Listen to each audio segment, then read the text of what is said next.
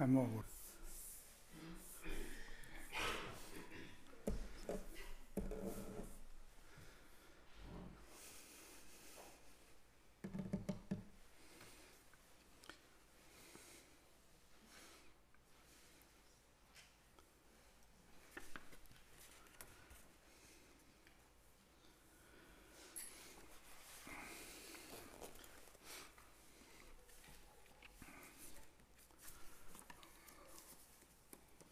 Do this.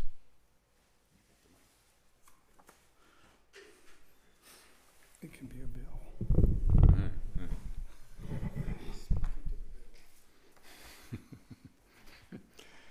Mike had the mic, but now... Bill wants the bill. Yeah, this must be Bill now.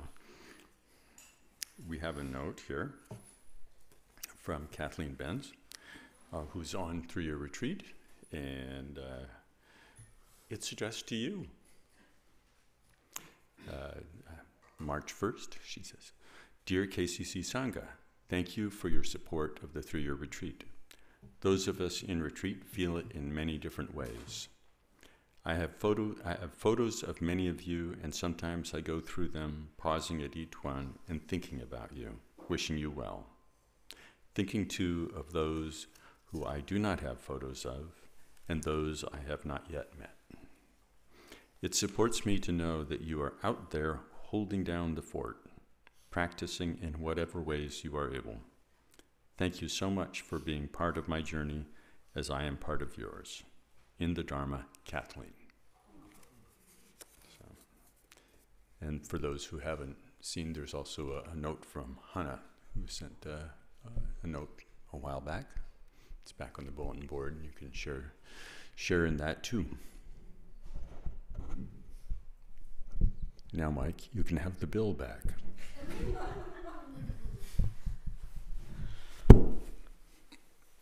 Another bill. I thought I already paid it.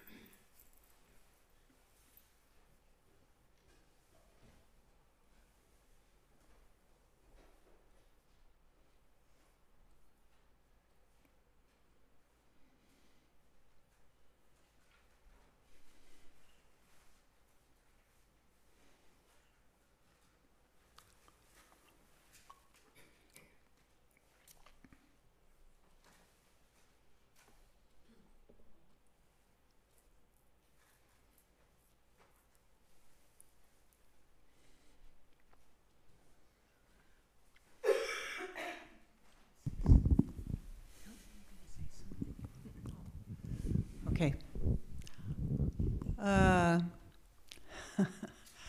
Question. You were talking about, I can't remember the word you used, but the only way I can seem to come from, and I'm trying to create an experience of something as opposed to a conceptual understanding of it.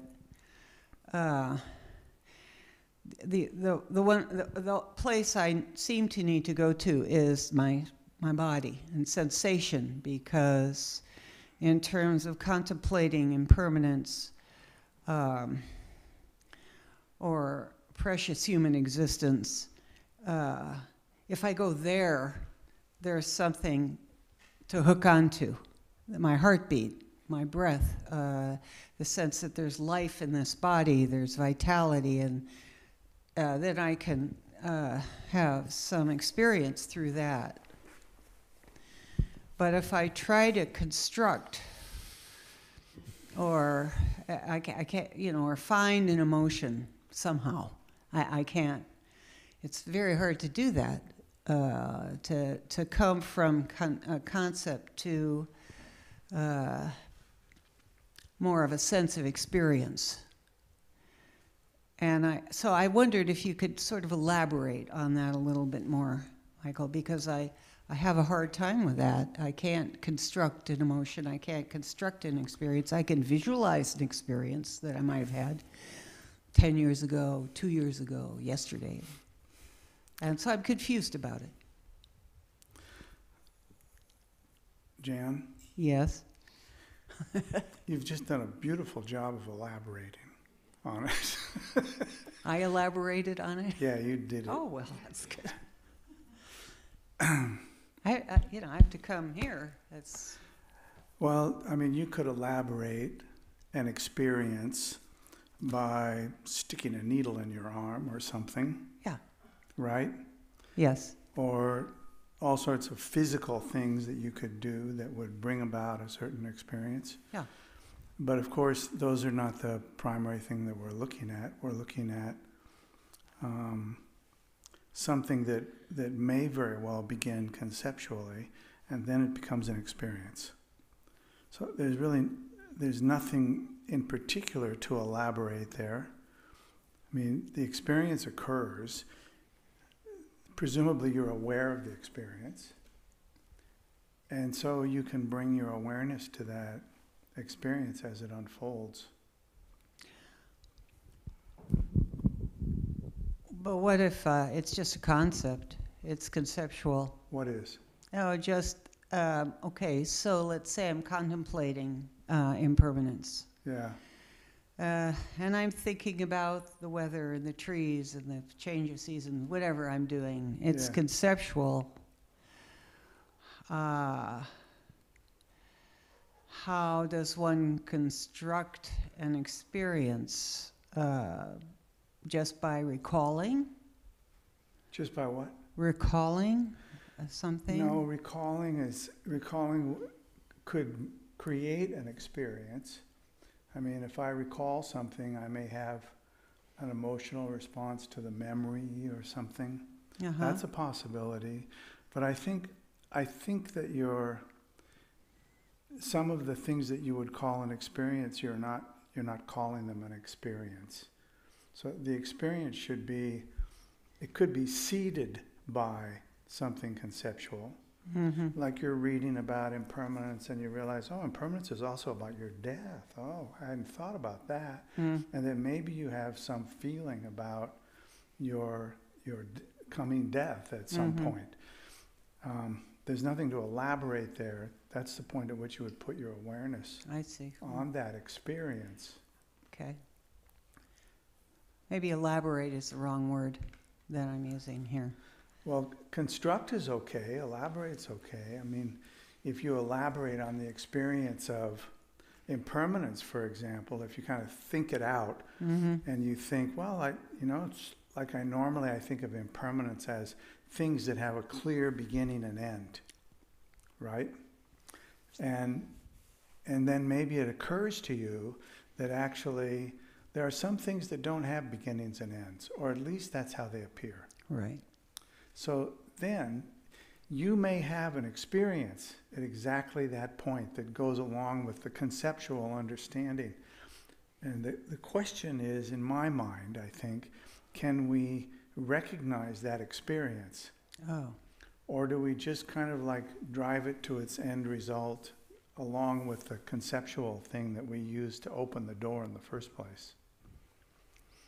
I think what we want to do is we want to get that experience so that we can place our awareness on that experience, because the experience is often powerful, Mm-hmm. and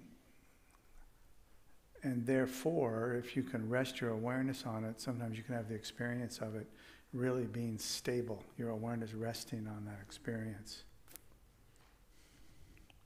Anyway, at the very least, the experiment, the investigation is best done when you can place your awareness on something. If you generate a visualization and you place your awareness on it, that's also a good example. In the beginning, it's a conceptual thing. You generate a visualization. Right. And it's a conceptual thing in the sense that your relationship with it is totally with something that you just now fabricated. But it may very quickly change into something else. Right. Right. And that's an important piece. If it changes, then you have something that feels like That's more. it has a lot more energy connected to it. Mm-hmm. Okay.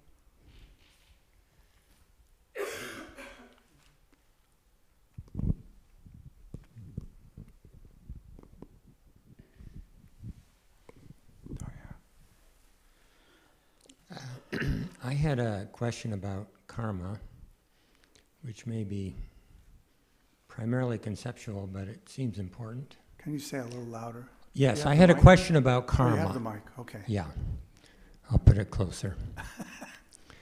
I know you said this morning, and I have read, that our actions influence our future. But I wanted to clarify, did you also say that our actions are solely responsible for our future? What do you think? You sounded doubtful. Well, if that's what you said, and I suspect that was, it's less understandable to me, and I do realize you said also no one can understand it until they're enlightened. Yeah. But if that is true, that we are solely responsible, our actions in the past are solely responsible for what happens to us in the future. Yeah. Just to make, before you go too far with it, that's not the teaching. So Okay, whether I good. said it that way or not, it's still not the teaching. You are not personally, especially in this instance, solely responsible for the karma that ripens from your actions, because you're connected to so many people that all of those people will be involved, likely, in your experiences, and they will have their own karma from things that they say and think and do, and all of those things are kind of mixing together. So conceptually, to think that one person would be solely responsible for their karma or for their experiences is a little bit hard. It's a little bit hard to say that's what it is. On the other hand, no one can have more influence on their karmic proclivities over a period of time than you do. You're the one who is generating words and feelings and actions in relationship to your experiences. So you have quite a bit of, for want of a better phrase in this moment, say over what happens. Now, you may in fact not have very much say at all. I mean, in theory, it looks like you have a lot, but you may not have very much, because you may be disabled, you may be sick, you may be dying, you may be being born. It's like there's so many possibilities that this is, I think, why the Buddha said, short of full enlightenment, you cannot actually plumb the depths of karma and how it all works and fits together. Part of it is, I find it helpful to think of karma as one of the descriptions, at least the partial description, comes from thinking about interdependence. the interdependence of all things. So if that were not true, there wouldn't really, you'd have a hard time thinking of what karma could be. But when we think of all things being interdependent, we have some kind of an understanding from that of what karma looks like. So everything affects everything else. Just to take it from a science perspective, right, of the interdependence of things. Many of those things we feel like we can see and witness, and many of them we can't see at all. But we are influenced by them, and we're affected by them. So I like in particular in terms of going into the place where we have a sense of what we're really talking about, where it feels clear, I understand this much. And then there's that place where he's talking about if you plant rice, you can only get rice. But he starts there, right? You can't get wheat and you can't get corn when you plant rice. But then he goes on to say, but actually sometimes you do. And his explanation was not necessarily kind of some kind of magical, whimsical thing like you plant rice and you get corn, but rather that just due to the myriad of influences, including genetic and everything else, I suppose he could have said that he didn't, but my guess is he could have, and maybe he was referencing that things happen that you can't quite predict.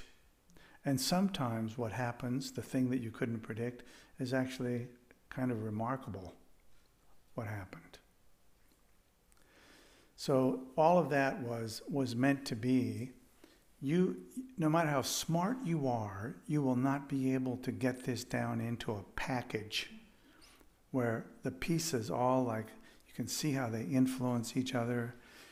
You might be able to find a lot of them, and it's clarity.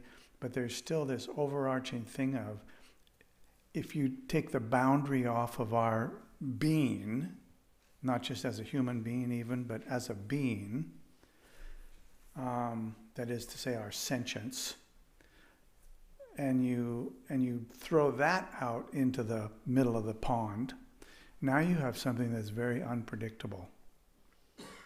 You really can't say what that is going to do or what's going to happen. All sorts of things could happen at the point where the boundary is off in terms of where did this life begin? We can place a date and time on that, but we can't place a date and time on where you began, on where your sentience, your mind began, and where you began having form. Multiple forms, one after the other, lives, living and dying. And were you human all the time or not? If you go into that place, you're likely to have a different experience. But it won't likely give you any more clarity, because the more that you take the boundaries off, the more unpredictable the whole thing is.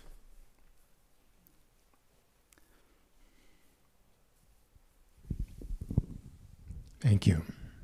You sure? I am, yeah.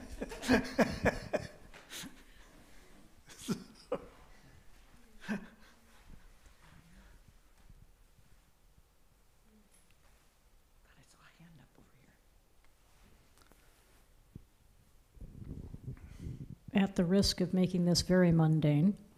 There's no risk there. Since I publicly was very confused a couple of weeks ago at your instructions of meditation, I just wanted to tell you in terms of practicing 3 breaths, at a time, and then maybe a little bit more. And I was very skeptical and I'm so confused. Just want to tell you I've been doing that and it's been very helpful. Can you say that again a little slower? Sure. I'll try to make it clearer.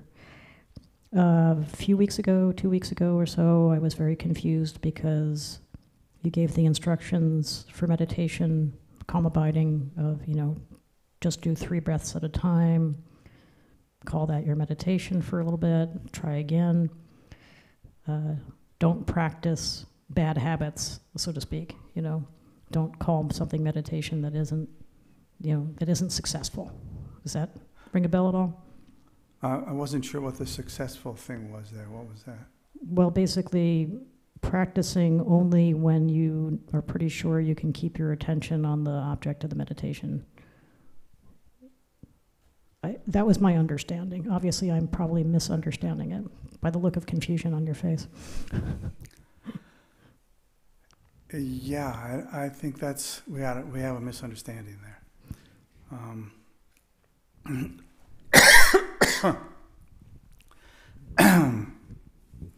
The instruction for that practice was meant to be that excuse me.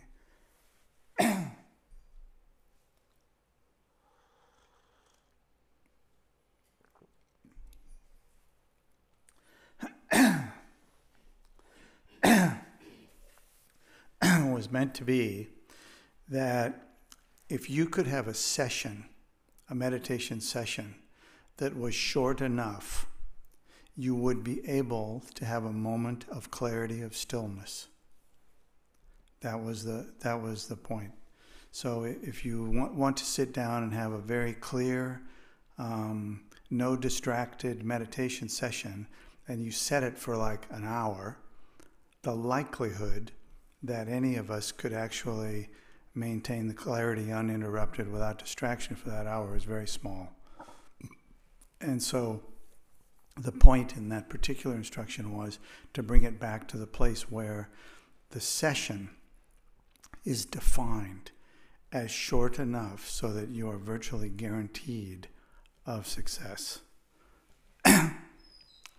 That instruction was given by, I believe it was a third Karmapa, to cut things back to much shorter than 1 breath. And so anyway, that's what it was meant to be, and I'm sorry that it wasn't clear somehow.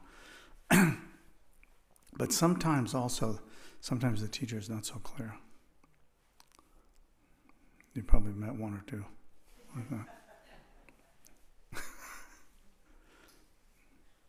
Well, by practicing very short little mini meditation sessions within a longer session, I've achieved success. You what?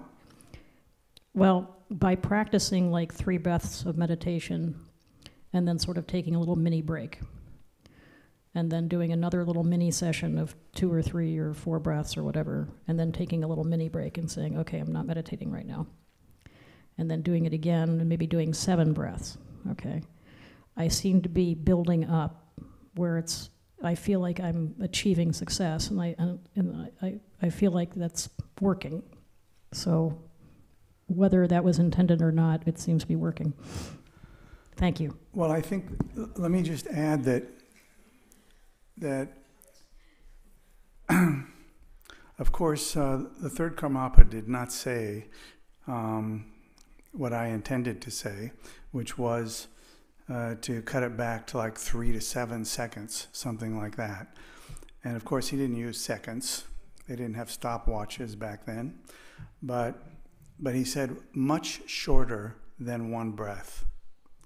And so I just elaborated on my own, took the thing to court, And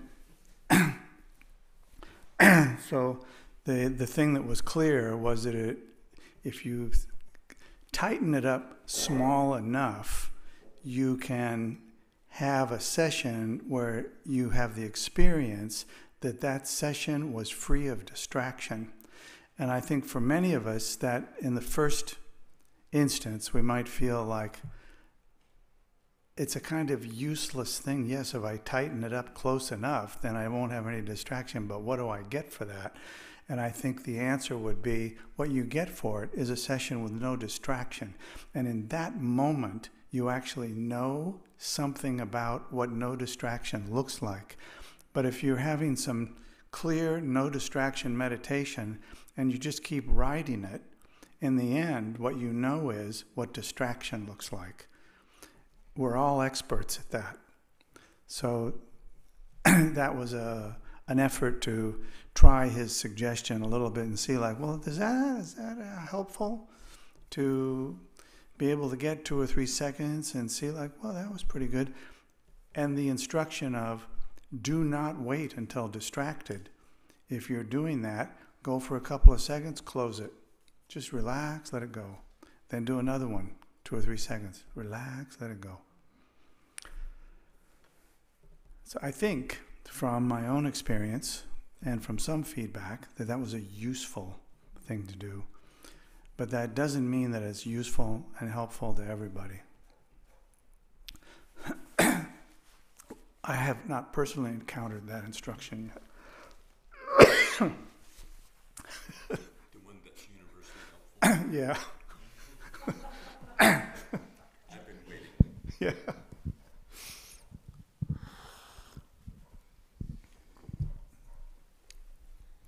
Lama Michael. Can you hear me? Yeah. It's good, yeah. If you point the mic right at your mouth, it works best. Okay. Ah, Yeah, there okay. we go.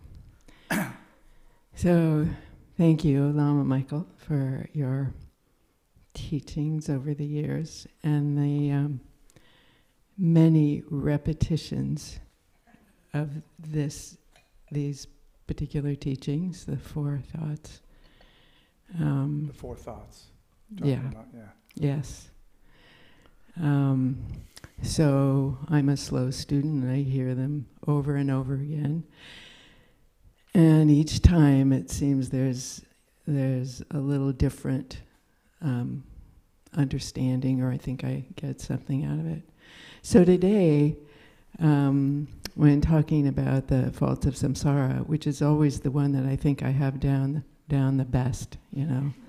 I got that one. It's easy, just look around. But something you said today really touched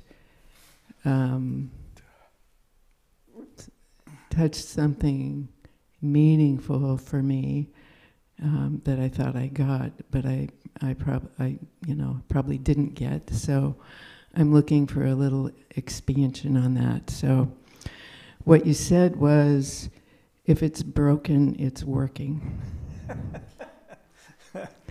So I came to the Dharma, to the teachings out of that broken place, seeing the brokenness in my own life and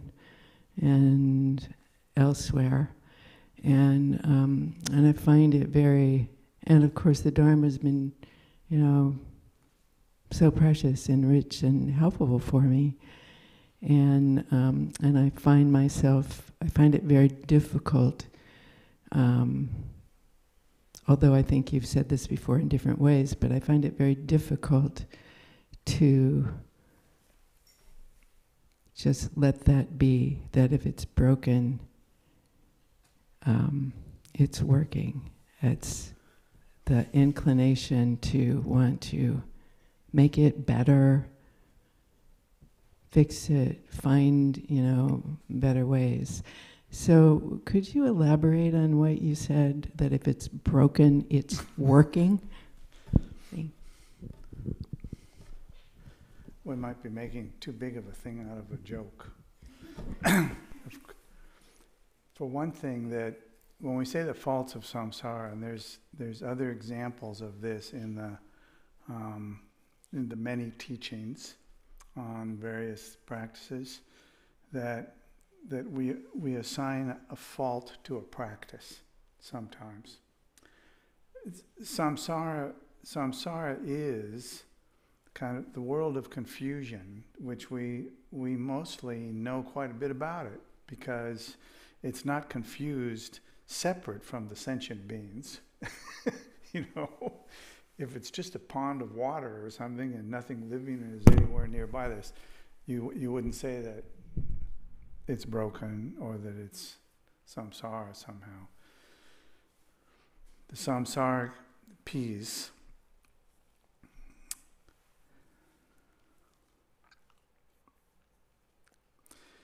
is the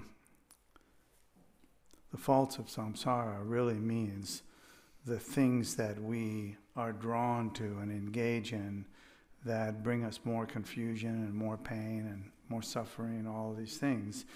And we just keep trying harder. Partly because most of us, if not all of us, have had the experience of something didn't work and we tried harder and then we managed to get it to work. Like legitimately, authentically. It worked finally. I figured that out. It works. And we try to do that with samsara, but samsara is not amenable to that because it's not something else. You could say the fan is broken, the car is broken, the water line is broken, all sorts of things. To call samsara broken, though, is a joke because there isn't any samsara separate from the confusion of sentient beings. And that, by definition, is broken in the sense that we don't see that we are the ones who perpetrate that. It's not coming from some other place to us. We are that samsara. So when we also talk about it as if it was somehow external. Commonly we talk about it as if it's external. And sometimes we even personalize it, you know. It's like I've got too much samsara in my life. I need to get out of samsara. And it's a confusing way of talking about the thing. We really should own it, I think, to be really clear. Like, I'm confused today because certain things happened and that got me kind of confused, and then I really tried to figure it out on my own, and it seemed to get worse still, and I just don't know what to do. And you could blame it on samsara in a certain way that might actually be helpful, to just say it's just the nature of things. This is what samsara is. You think you can fix it, you try to fix it, and then it appears more broken than ever. And then you think, well, that's one, but I'm sure by 3 or 4 tries I'll get it better, and it just gets worse and worse. If it doesn't get worse and worse, then you might wonder, like, well, what happened that was working, that actually brought some clarity out of it.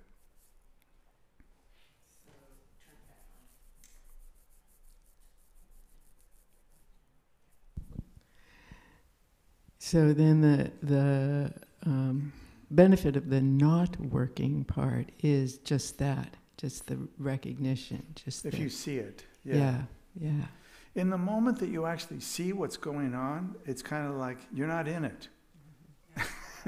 It's not like you have to drive across town to get to samsara. It's with you all the time. You are it. And so it's really that same thing that we have in so many of the meditations. The moment that you see it clearly, it's as good as if it was never bad.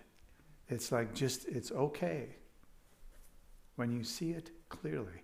And likely, you will be able to do the skillful thing if there are others involved. Not always, but if the thing that you think was skillful isn't skillful, you probably also see how it was, what you did there, and also there's some clarity there too. And that's where I think that this works for me when I get inexorably confused. I want to just stop and just put my awareness on the experience, not the puzzle, just the experience. The feeling state of it, you know. Mm-hmm. I find that most helpful. Give up. Thank you. The feeling is still there. It's okay. Thank you.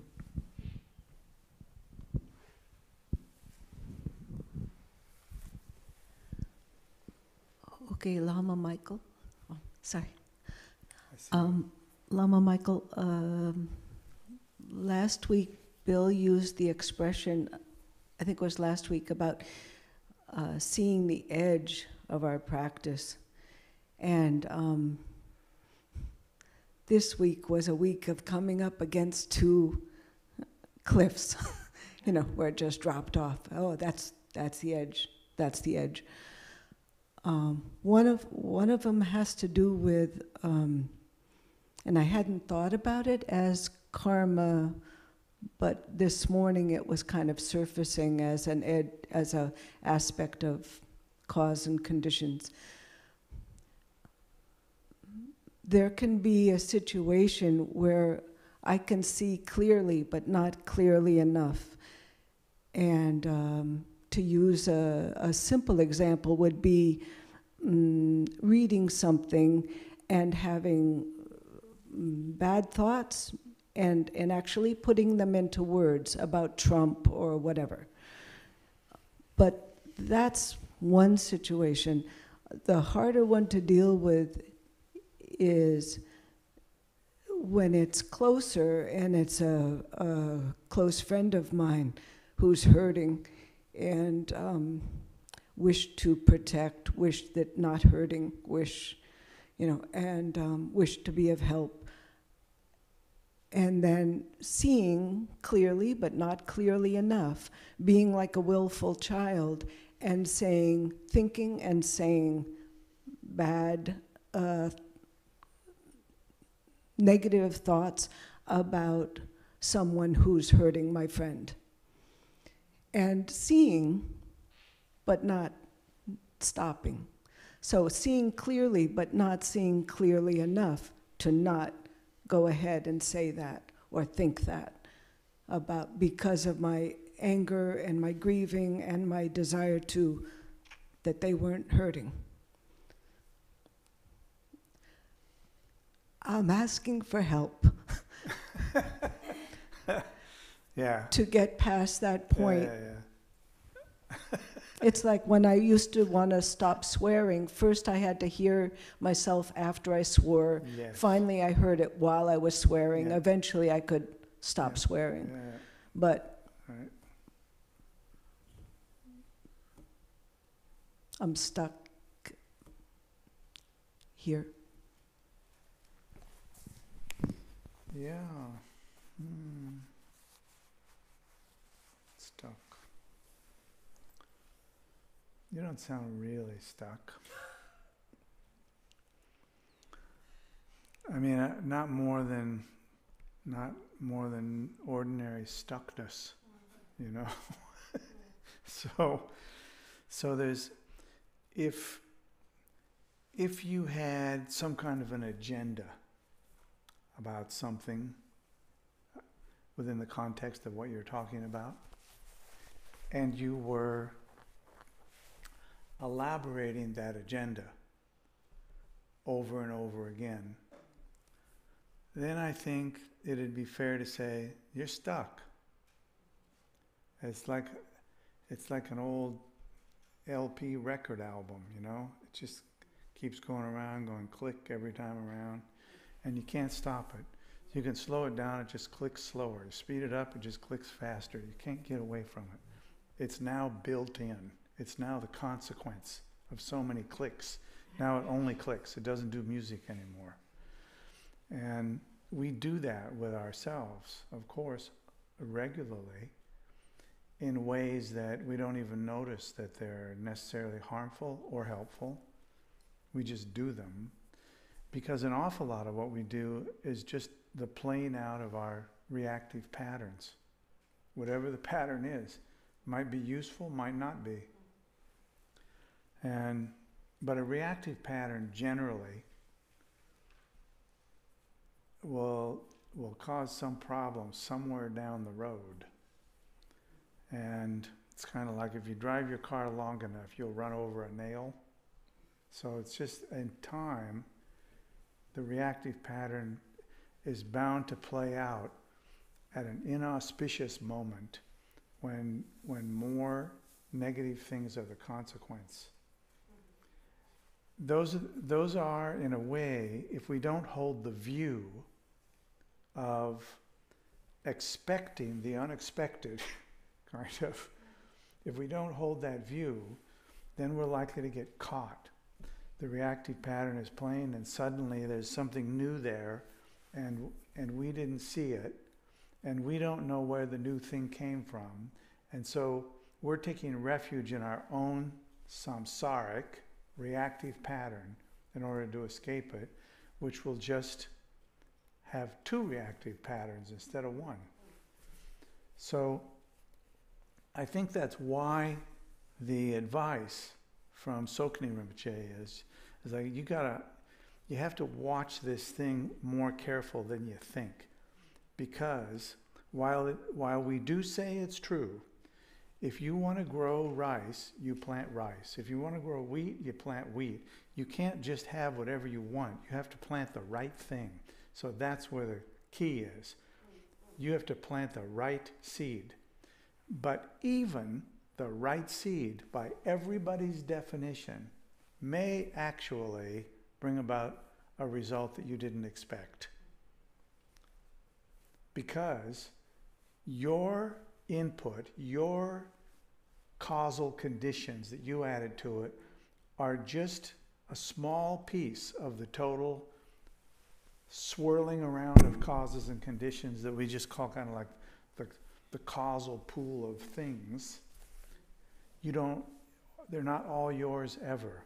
So you can feel like you planted all the right seeds. I loved that person, I was kind to them, and all these things, and still, after my whole life, they still hate me. It happens, right? I mean, it does happen. Or vice versa. No matter how much you dislike them, they love you. It happens. It's just because you can't predict the result of every causal condition. If you say something nice to 10 people on the street, they'll probably all appreciate that, some small thing. But every once in a while, somebody will say, "Screw you." And you want, like, what? Where did that come from? Probably the last person that they talked to on the street. And you can't see that, and you can't do anything about it. So you can do something about it from your own side, which is why, of course, all of the emphasis on the 4 thoughts that turn the mind, we're talking about the 4 thoughts that turn my mind, the practitioner's mind. We're not talking about turning other people's minds. We have to start with our own mind. We don't even have full say about that because of all of the karmic patterns and consequences from way back before this life. But at least in the moment, we have the possibility of implementing whatever we're able to do, and we can see that and experience that. So what I think I heard was, when I'm aware of all the other reasons why, of all the other things going on in a situation, and I can be aware that I shouldn't think or say this about the person who caused the hurt.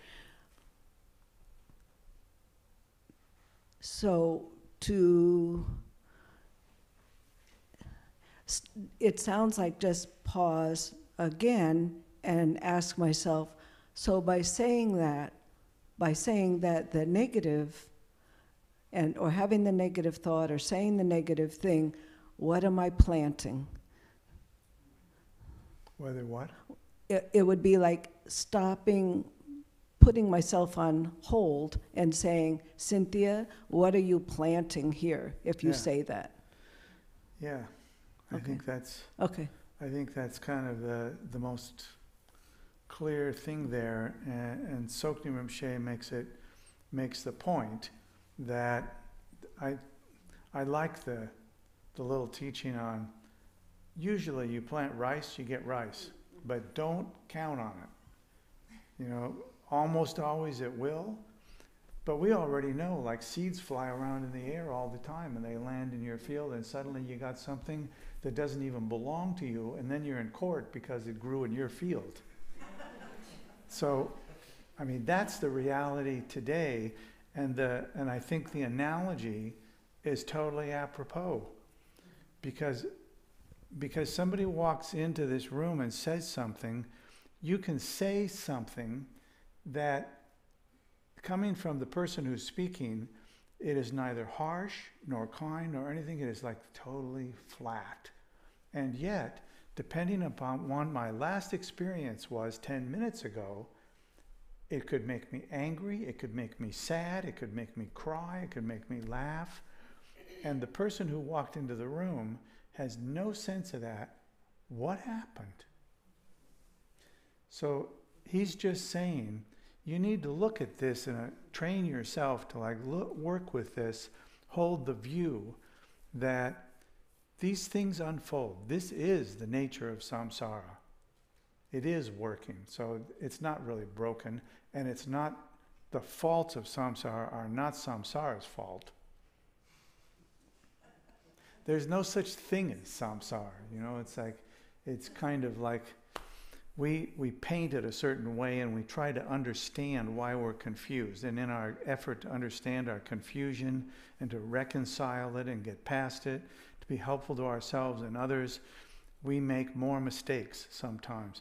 So it's helpful to know, I'm in a situation right now where I actually don't know.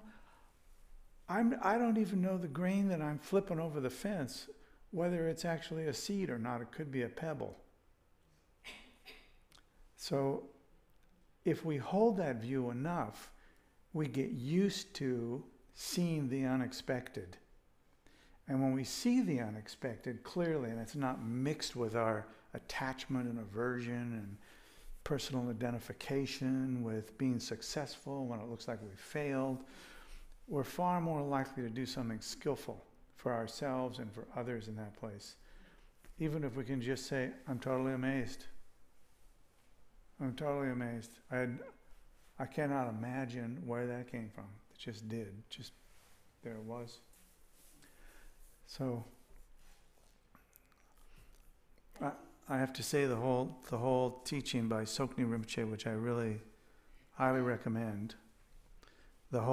His whole teaching on this is on the web with point made that he has no claim to it. Like you can do anything with it you want. Because he knows you will anyway, of course, so it's kind of like, why put a claim on it? That's just a problem, so it's really quite nice. Thank you. Yeah. Is that from a book? Huh? Is that from a book? No, he says in the beginning of it online that he asked his students to gather up some of the teachings that had been recorded and to write some things that would specifically be for the web. So that's what caught me, because that's where I was. And so I thought, whoa, that's pretty nice. And when I read the whole thing, I just thought, well, that's one of the clearest explanations of the 4 thoughts that turn the mind I've ever read. So if you know Tsoknyi Rinpoche or know something about him and you have access and all that, I recommend just going and getting it and reading it and delighting yourself at it. It's really pretty cool. Sorry? How do you spell his name? Boy, you would ask that. Tsoknyi. That's how.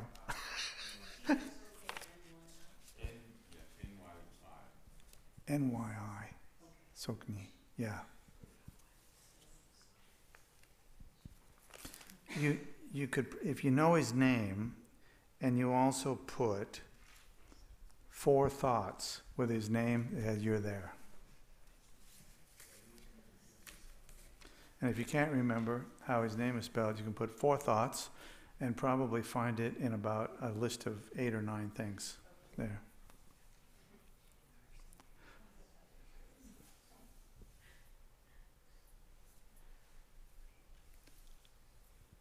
Hi, Michael. Question about the causes of suffering. So for the past few years, I've been researching, interviewing, and spending time with socially engaged Buddhists in Southeast Asia who hold the view that a good deal of our suffering, not all of it, is caused by unjust social structures and institutions. And my question to you is that a wrong view? Oh, boy.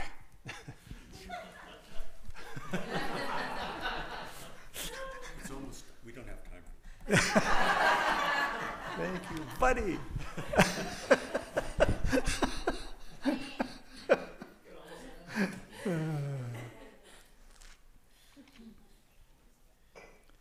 You know, you could say that about anything that causes harm. So aside from our legal system and the legal system in other countries, which some of us might say not such a great legal system sometimes,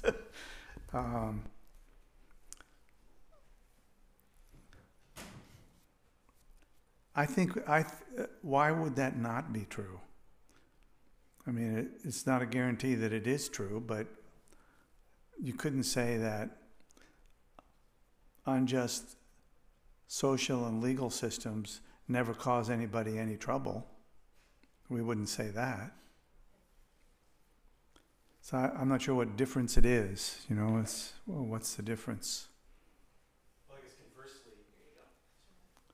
conversely, is it just our own personal greed, hatred, and delusion that are the cause of suffering? Your own personal what? Greed, hatred, and delusion that are the cause of suffering.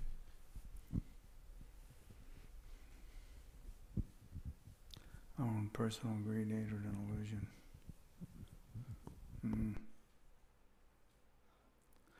What do you think? Asking you. Yes, so what?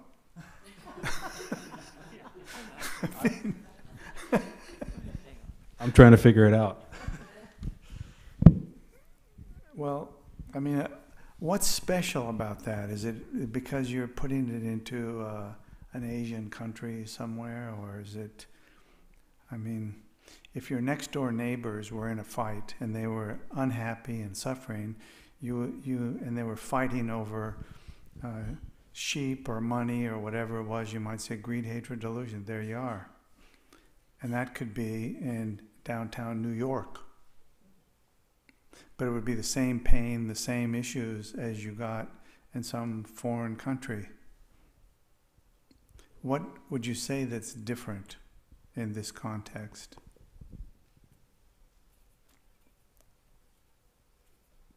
I got you. No, I wouldn't say there's anything different because there's a lot of, I just see a tension between these two views in. You see what? Kind of a tension between these two views of like seeing suffering as caused by these external forces versus solely personal ones. Yeah, I think they're both. I mean, we could say it's all internal in the end because it's you who's suffering, whoever that is. So oftentimes when we suffer, we blame an external cause for it, but the external cause is not my suffering. It's that suffering that somebody else is having, and it may cause me, it may be connected to me having suffering. I think there's a lot here that's just simple and clear. It doesn't really matter what culture you're in, where you are in the world. The forces seem to me to be the same. Of course, there's cultural differences, which can lead to variations on the suffering and how people relate to certain things that happen. But fundamentally, it's what's the difference? What's the difference? Yeah, I guess just take that cultural piece, the Southeast Asian piece, out of there because Okay. you know there's a lot of socially engaged Buddhists around the world who feel the same way. It just so happens that I'm studying them over there, you know. Yeah. But there's lots of people that I've met here that feel the same way. Yeah. So yeah, it's not dependent on the culture over there or anything. Okay. So now we got that aside. What's left? What is it? I mean, my original question though is just like, is it worthwhile from like say like a Tibetan Buddhist perspective to attempt to reorder our structures and institutions in order to reduce suffering? Is that ultimately going to lead to happiness? Well, I have two off-the-cuff thoughts on it. One is, yeah, you can reorder things so that everything's more helpful to people. You know, where maybe it's kind of like Tongtong Gyalpo is building suspension bridges in Tibet over rivers and things. One of his motivations, according to him, was people will be able, the commerce will happen across the bridges now, so it'll be more easy for people to move around and do things. And also, that sort of thing can happen. It's pretty much external, and yet there it is, the result of somebody who put their own personal life into building these things. He also created social structures. That's, yeah, he created social structures too. Yeah, he came up with systems for organizing local areas and administrative systems and things like that. So there's an example of that. Yeah. I have a question though. Based a very short story to lead up to it. While I was backpacking once with a friend, we came across this thick line of ants that was just going over, and since we didn't have to be anywhere at any time, we just put our packs down and just started going along. Eventually we got to the front of the line of the ants, and they're just going like this through the forest and around the rocks. And we happened to get to the front of the line at just the right time, so our attention span did not go out before we came across. They dove under this rock where another colony of ants lived, and they had an all-out war. Now, ants have social structures, and obviously there was a lot of suffering going on there. So when I think about questions about suffering that are limited solely to the human realm and solely to circumstances within the human realm where we can put our eye on a particular kind of structure and say, that's it. I like to step back a little bit, because the question of suffering is much more profound than that. And the mosaic of conditions that could be addressed is vast. And one of those conditions is whether it's in Tibet, where they couldn't engage in commerce, or they were fighting with their neighbors because they had no means of negotiating settlements, or whether it's things that we in our modern era have identified in certain terminology as social justice issues. Now our conception of that is bound by a history of analysis. So any of those perspectives can be useful, but they're not encompassing. And that's the thing where I don't have it's, well, yes and no. It doesn't, if we just got all the piles of beans divided up in just the right way, I don't think we're going to end suffering. And I don't think we'd ever come up with a system for agreeing upon how to divide up the piles of beans in exactly the right way, so that from then on, why didn't we think of that before? Then from then on, everything would be solved. So I think there's a bit of oversimplification in looking at it that way. But I think on the other hand, just saying, well, that's too simple, does not deal with something that's right in front of us that we have to struggle with.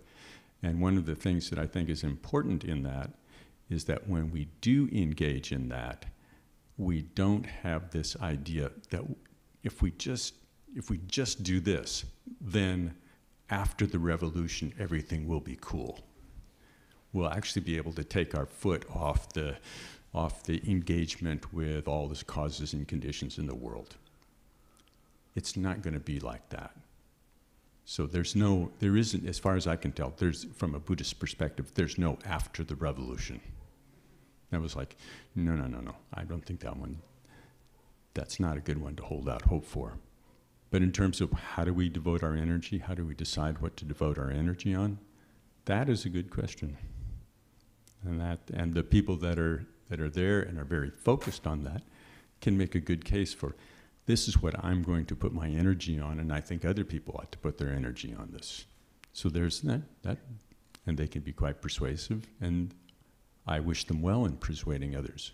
I just hope that the expectation for a permanent solution is not being held out, that they don't kind of wrap themselves around that. But I think it's actually necessary to dig in all fronts. But not everybody's going to dig in the same way on all different fronts. We have different predilections and different capacities. Thank you.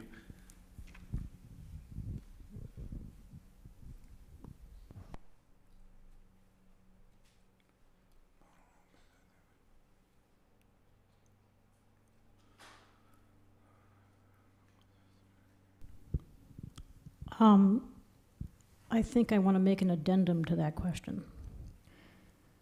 I work in a field where I'm supposed to be helping people, and sometimes that works and sometimes it doesn't. I'm wondering if your question relates to the idea that there are two realms where people don't practice any sort of religious or spiritual practice or Buddhism. One is the God realm, where everyone has everything that they want, and so they don't feel any need to. And the other one is I don't know exactly what realm that is, but it's the realm where people don't have enough, they're counting rice out on, that happens to fall from someone else's packet on the side of the road, and they're counting grains of rice, and they literally don't have time to do anything other than try to survive moment to moment. And I'm wondering if there is an answer. Is there some relationship between those of us who are somewhere in the middle of those extremes, and so we are encouraged to practice yet and have time to practice, versus maybe doing something for to help those who don't have time to practice or don't realize maybe they should practice. Anyway, just a thought. Thank you.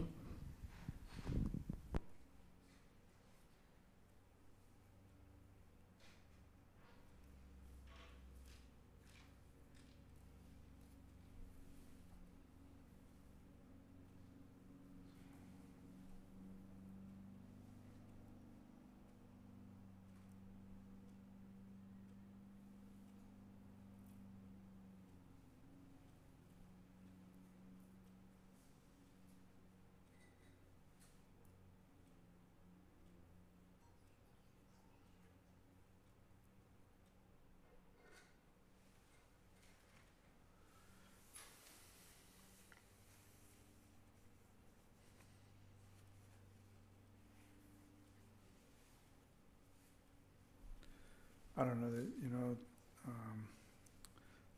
question's not clear to me, what it is that you're looking for there.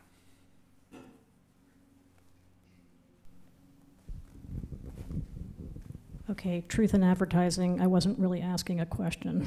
Oh, your comment was not clear.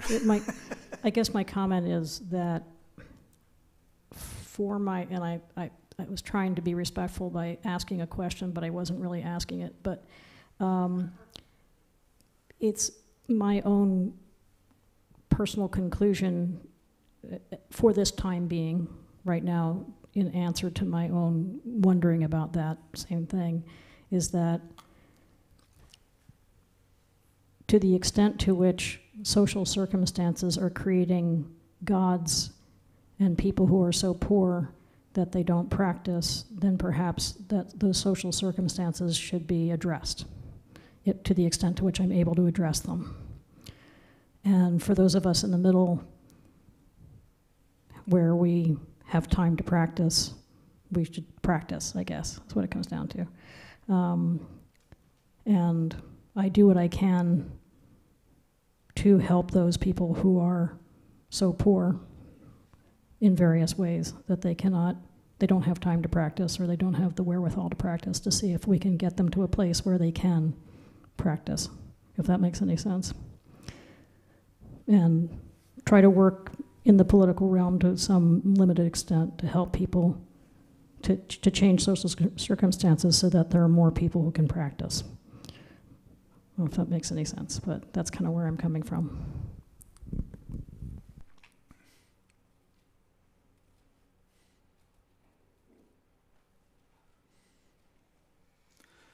So are you asking how we could change the social I'm not clear at all what the issue is. Bill, do you get some?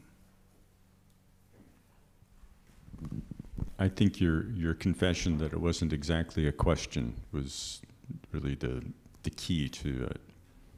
That basically, if we have time to practice, we can devote some time to helping people in very practical ways, and we can also practice. And people who are so bedazzled by their success, apparent success in samsara, they're not going to practice. The people who are scraping for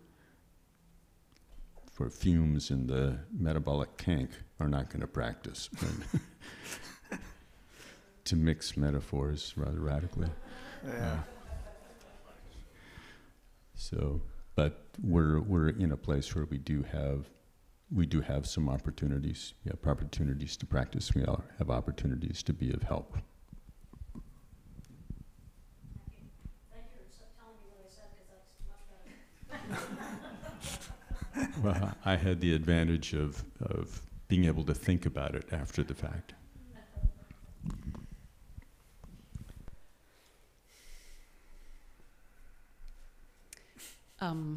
So my question, I don't think falls on the heels of that, but I'm going to make it so it sounds like there's a thread there. So,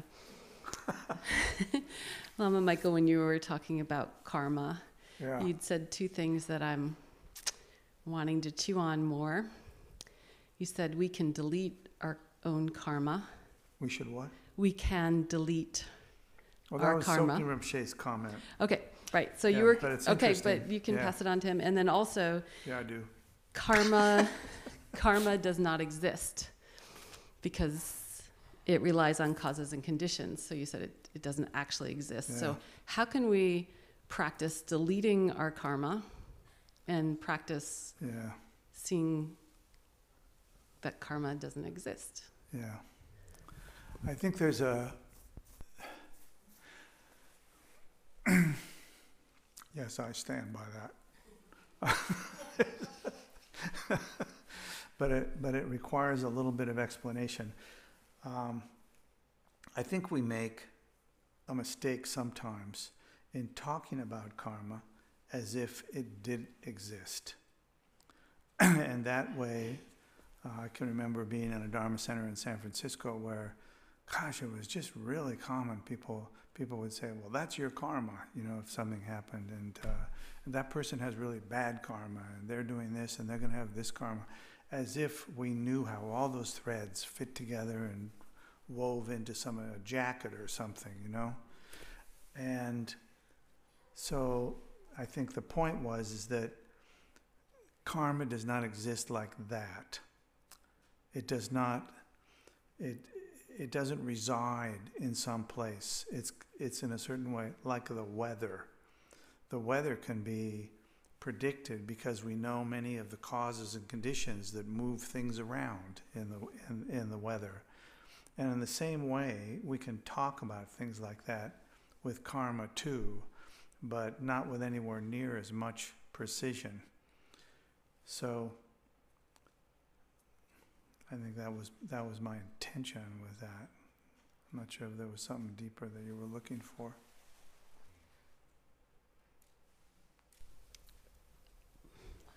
I don't know if it was something deeper, but is there some, when we're talking about karma in that way, where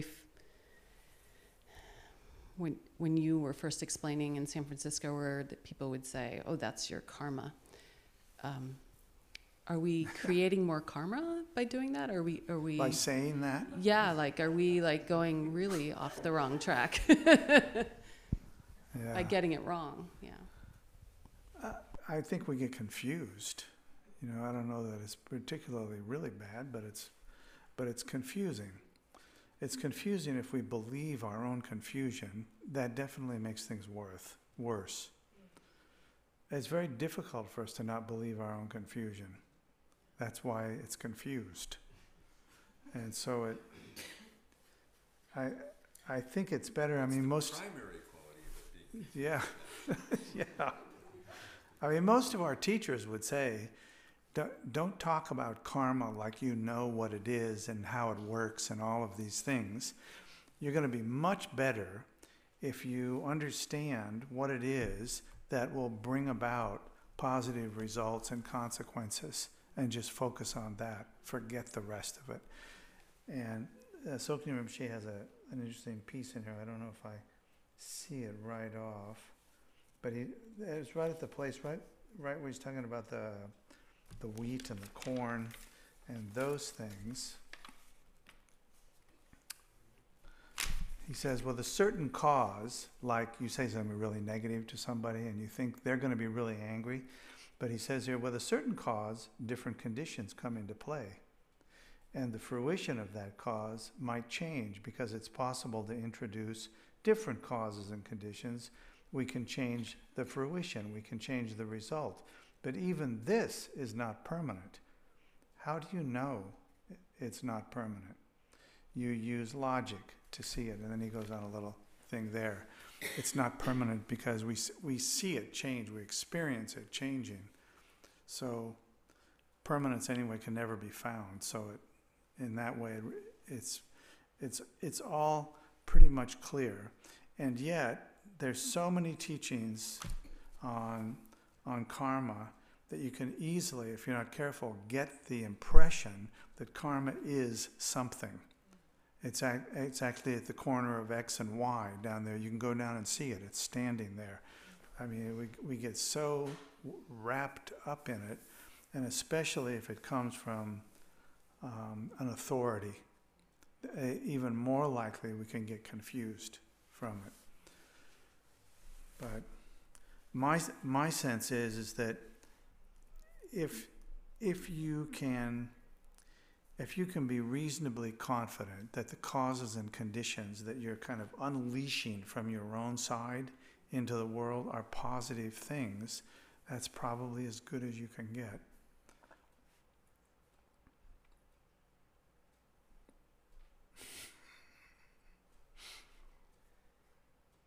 Jan, yeah, is that okay?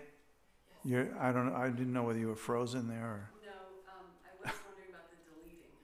Oh, the deleting. Yeah, he does mention that.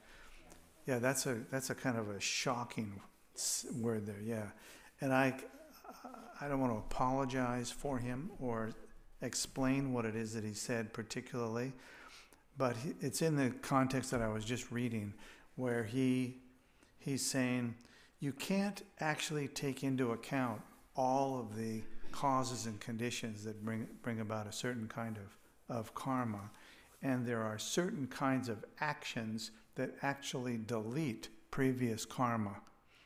But it wasn't said in the way of, if you need to delete some karma, this is the button you push to delete that karma. Else we would all own that button.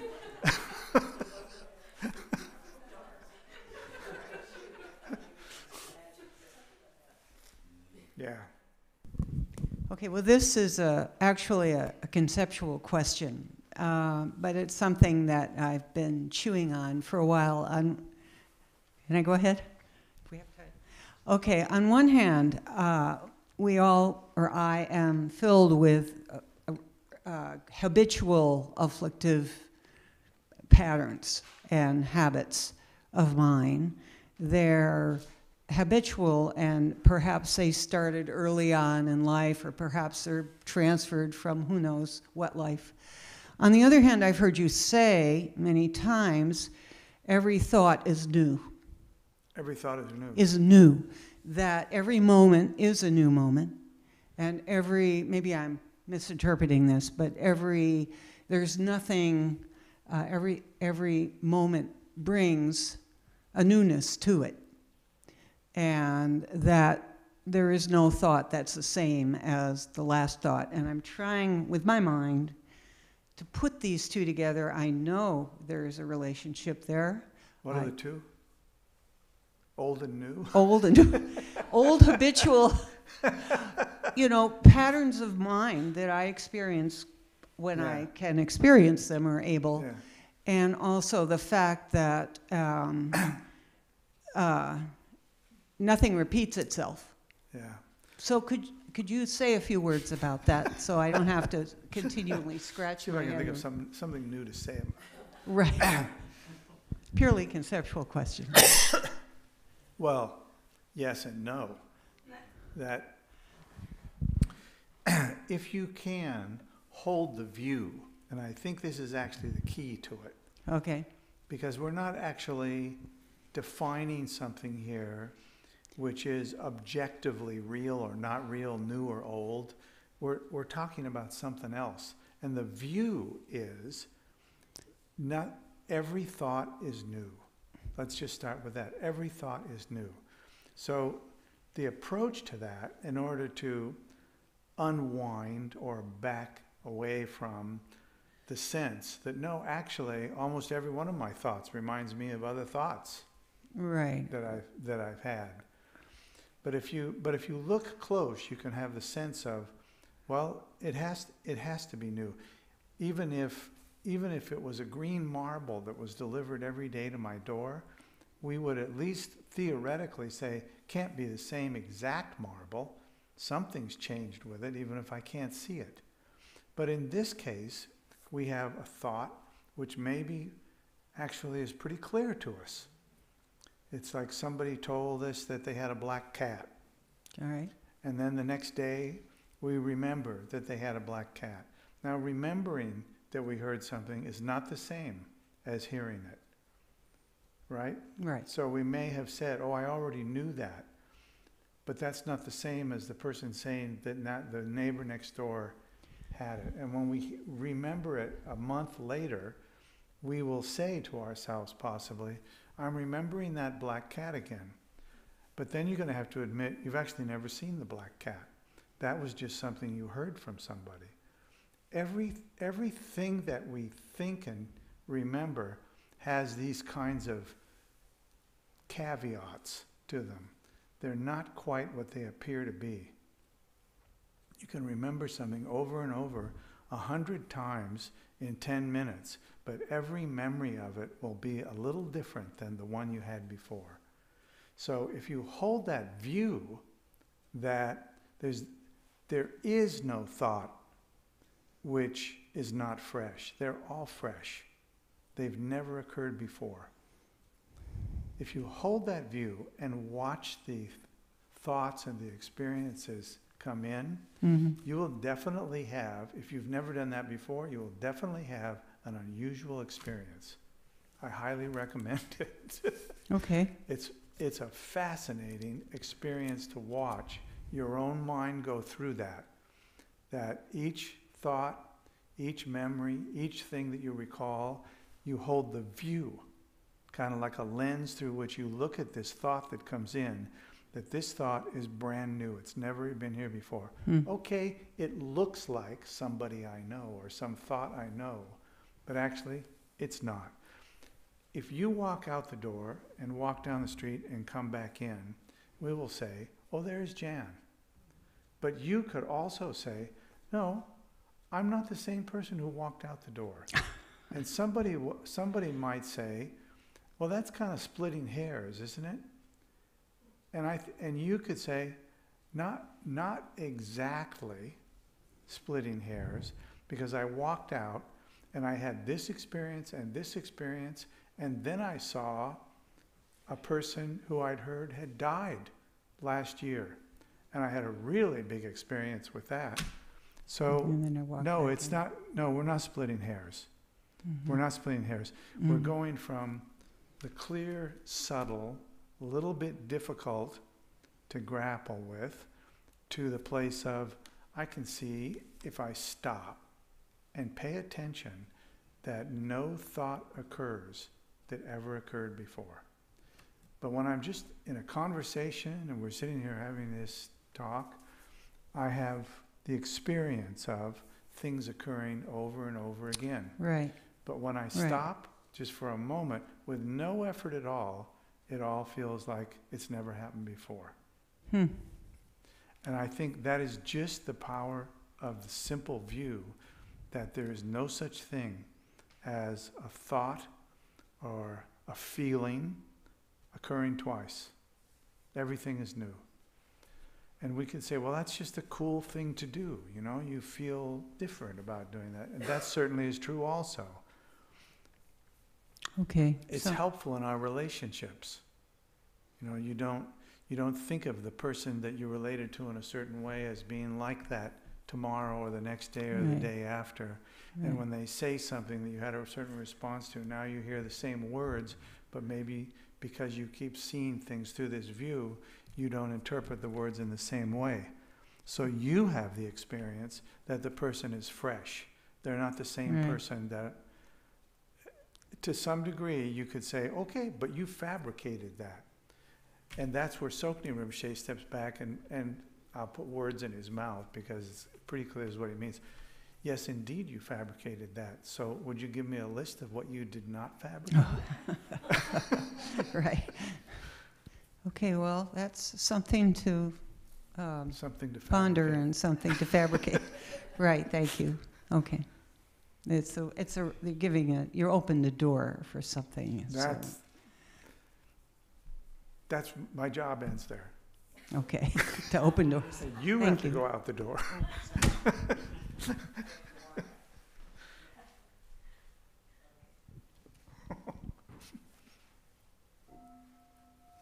Mm.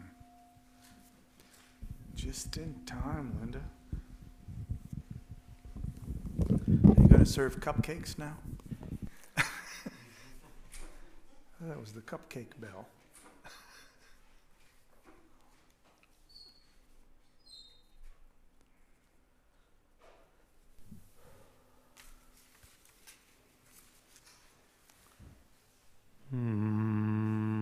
By this virtue may I quickly realize Mahamudra and establish all beings without exception in this state.